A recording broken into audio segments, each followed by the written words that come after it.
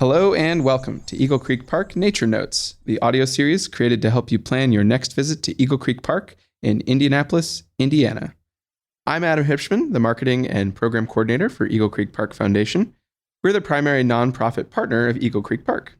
I'm fairly new to this role, but I've been coming to Eagle Creek Park for more than 10 years, ever since I moved to Indianapolis. And I've found ways to connect with the outdoors throughout my entire life.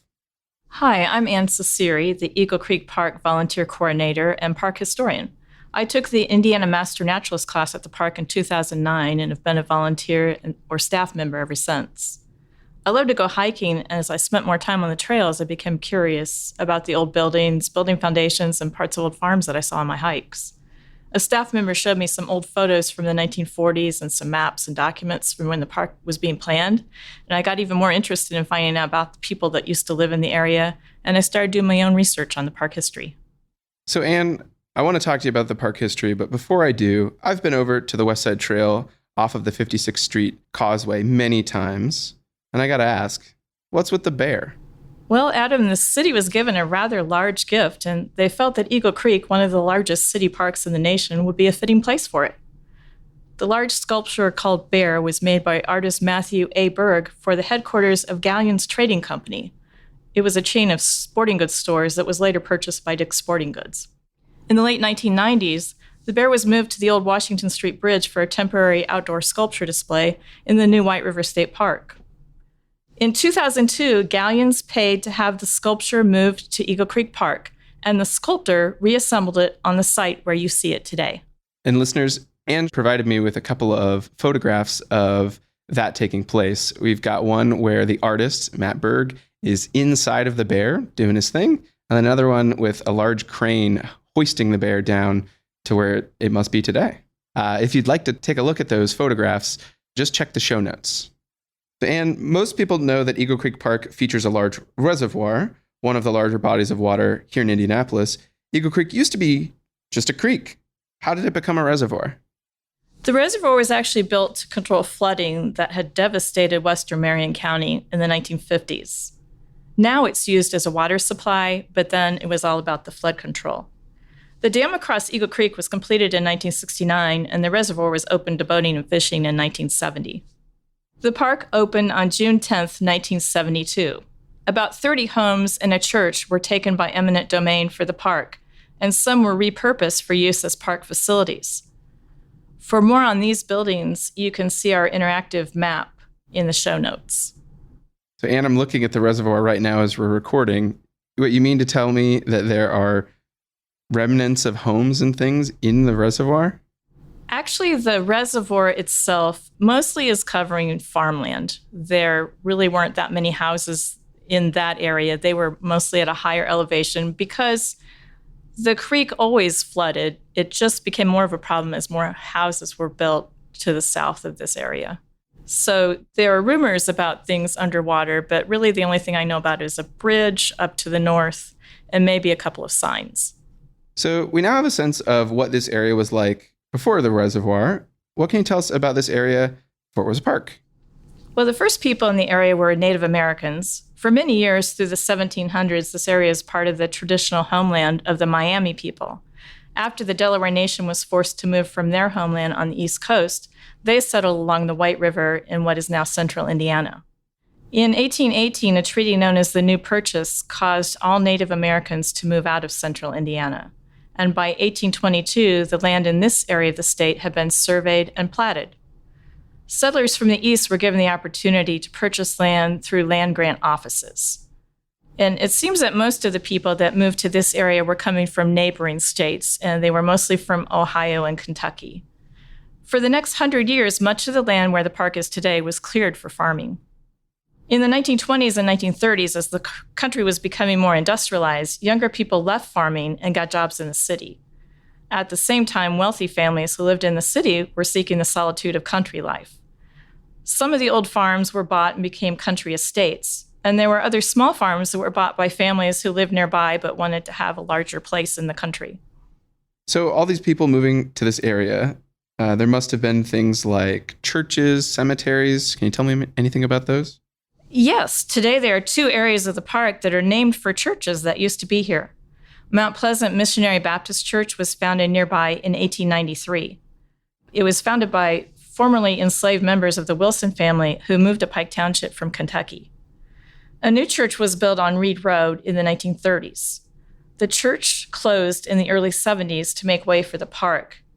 Now the site is called Mount Pleasant Picnic Area, and there is a large stone with a plaque and picture of the church on it.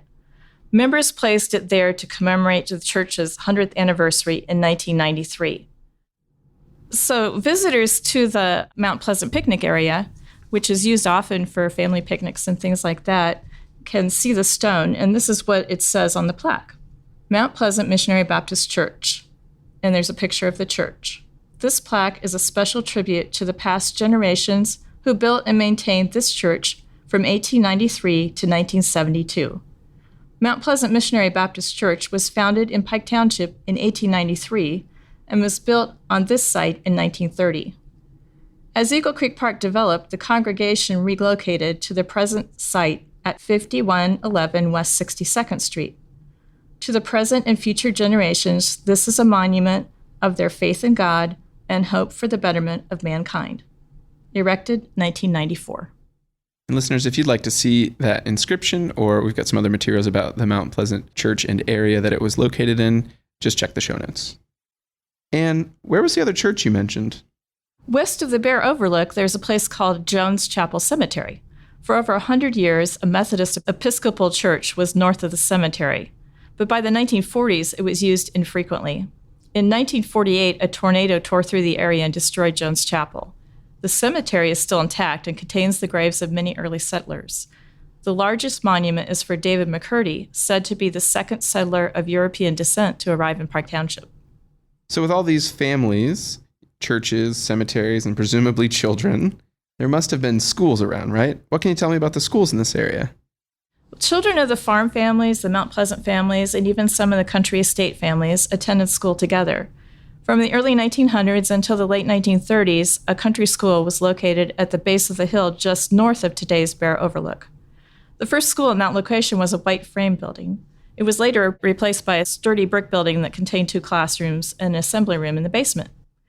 There was one teacher for grades K to 3 and one for 4 to 8, so the younger children were in one room and the older children in another. Since the school was near the bottom of a hill, there weren't many trees in those days, so some students even used sleds to get to school in the winter. So Adam, when I went to a Pike Township Historical Society meeting once, a man who used to attend the school brought me 2 pictures of his classroom in the 1930s inside the school building. I have given you some pictures to look at there of the white frame school building and the brick school building, and then the insides of the classrooms. And so we can share those with the listeners so they can find those in the program notes. It's just so interesting to see kids like being kids learning and stuff. And they were doing that in the park that we are in right now that we both work at. And then also it's interesting to see on one of the older photographs, roads that don't exist anymore because of the reservoir. And I also, we talked about this before we recorded, but just interested in the racial makeup of the kids. You see black and white faces together, which I don't know if I would have expected that from the 1930s or even 1908. So it's interesting to see the way that Pike Township has changed in that regard and also stayed the same in a lot of ways. Really cool. I understand from one of the older gentlemen who recorded some of the history himself and his memories that Pike Township was about 10% black students at that point.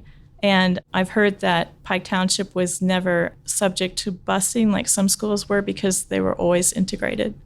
So listeners, if you want to check out any of these photos of the schools, just check the show notes.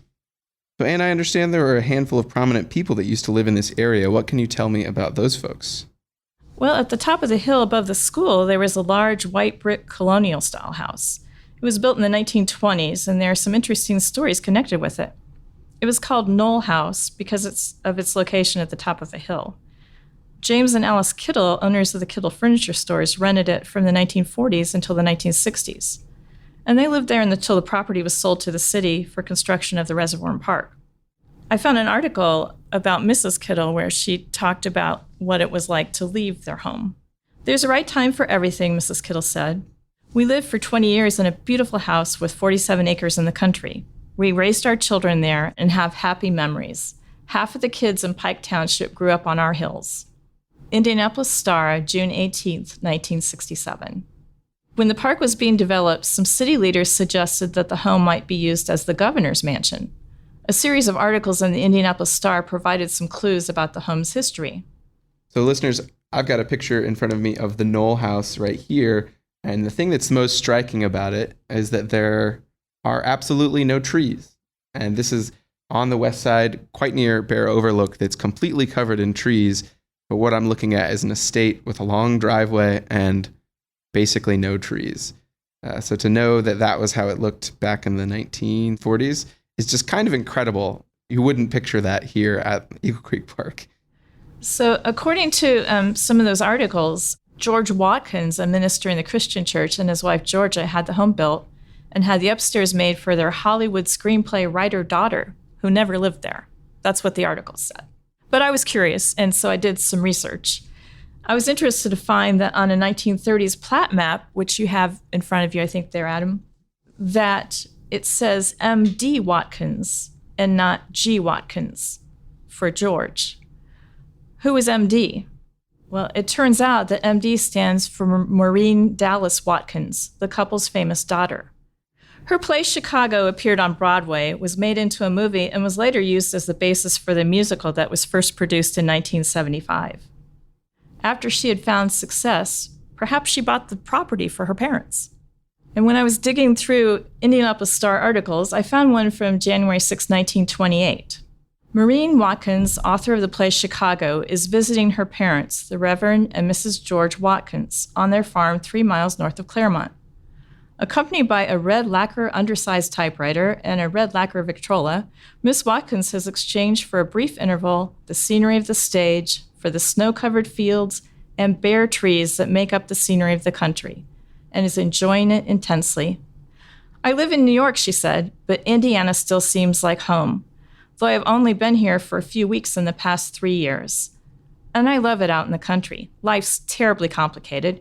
You count the rings of the telephone to see if it is your number, and you have to go and meet the postman. And as for my father's chickens, they're the most manicured and marcelled birds in the world. I've got a poster in front of me here of Chicago. A little backstory here, I'll add, that Maureen Dallas Watkins was interested in being a playwright, but one of her teachers in a school out on the East Coast said, you probably need to get some life experiences. It's best to write from your experiences.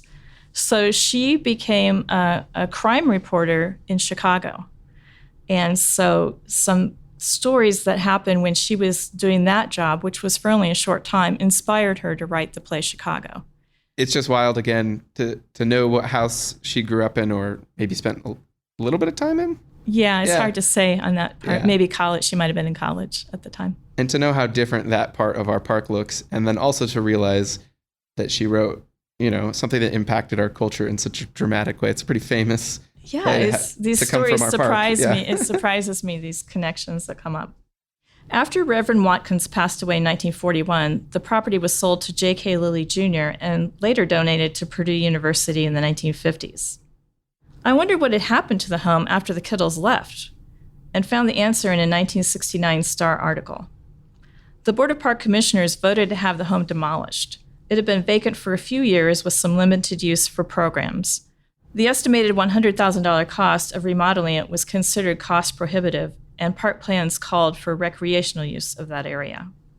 And as Adam mentioned, it's covered in trees now, and some friends and I even tried to find parts of the old house, and there's just nothing left except for a bit of the driveway. Everything you said was fascinating about the Watkins, but the photo struck me by how few trees there were. It's wild to think that photo was from 75 years ago. Can you tell me about how that area has changed on the west side? Well, Pike Township, along with the rest of the state, was originally forest, and beginning in the 1820s, the land was almost entirely cleared of trees for farming. After the park was built, new forests began to grow in the old farm fields. And that hill that you mentioned, as we said, is entirely covered with trees. There was some effort in other parts of the park to reforest the area by Mr. Lilly, who owned quite a bit of the land. That, as far as I know, took place near the Ornithology Center in the northern end of the park. The part on the west side may have just happened naturally. I'm just so glad that as a city and as a people, we've decided to prioritize this area as a park, especially as we've started to develop the West Side Trail so we can have forests and wildlife and still recreate here right in our own city. I love the diversity of plants and animals in the park. It's a beautiful place to be outdoors. Well, Anne, thanks so much for telling us just a little about the fascinating, broad, and rich history of the park. Our listeners can check out the documents and images we discussed today by going to the show notes. What else can they do to learn more about park history, Anne? They can visit the ECP history page on Facebook or visit eaglecreekpark.org to learn more. Thanks, Anne. It's my pleasure, Adam.